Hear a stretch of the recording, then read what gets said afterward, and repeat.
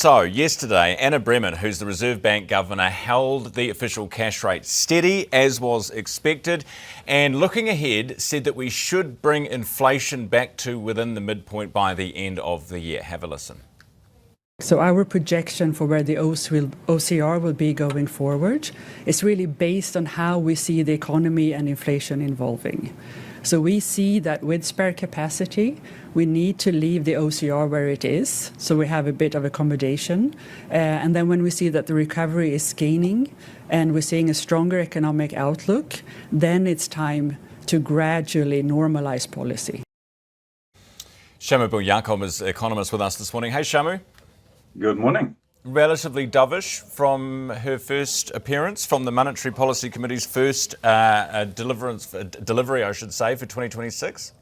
Look, quite balanced. I think very careful about portraying a recovery that's still very early, still very nascent. And what they don't want to do is create a condition where they stop this recovery. Remember, during the GFC, the Reserve Bank raised interest rates too early and killed it off, and we had this very long recession. And I think they're very wary of repeating that mistake.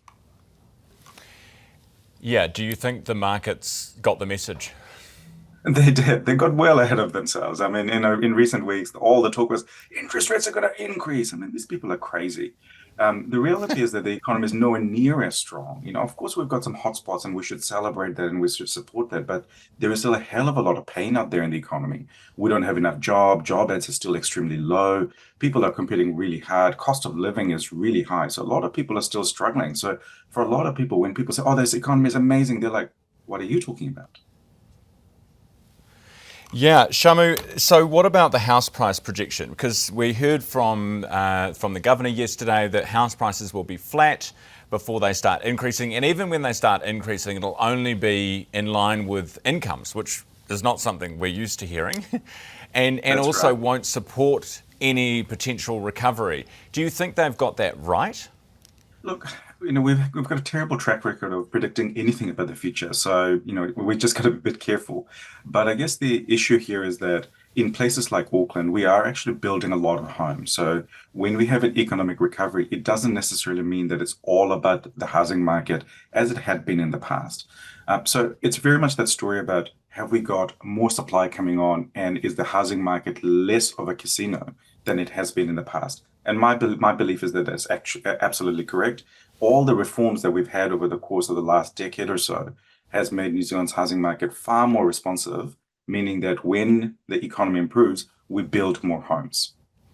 Shamu, what about the interest rate, the inflation track, I should say? Is that too optimistic? Do you think that they are, being too kind on themselves? No, they're not. And most of the inflation we're seeing at the moment are those unavoidable things. The rates, the insurance, the electricity, food. These are things that we can't avoid buying. And so what we're seeing is that the current inflation is actually one of those coercive types of inflation. It's not because the economy is too hot. It's because we can't avoid buying things that have gone up in cost. And those things are not going to come down even if the interest rates go up or down. So the Reserve Bank's taken the right call and said, look, these are external issues that we can't influence. As a result, we'll look through them and we'll look at the other parts of the economy to find the right balance between inflation in those parts of the economy and jobs and the economy. So inflation should come down over time, but I still have some fears that the kind of inflation we have right now is going to make a lot of New Zealanders still feel quite grumpy. When you go into the supermarket, it costs a lot. When you're trying to pay electricity and it costs a lot, it does make things a hell of a lot harder for people. And rates. Let's not forget about rates, how they make us feel.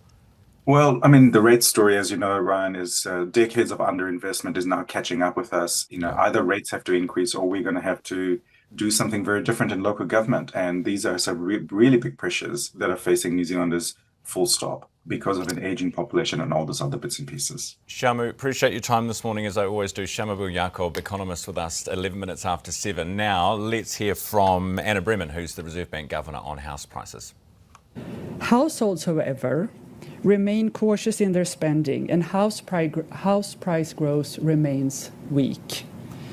But we do project that household consumption will increase as past reduction in the OCR continue to support demand, and conditions in the labour market will be improving.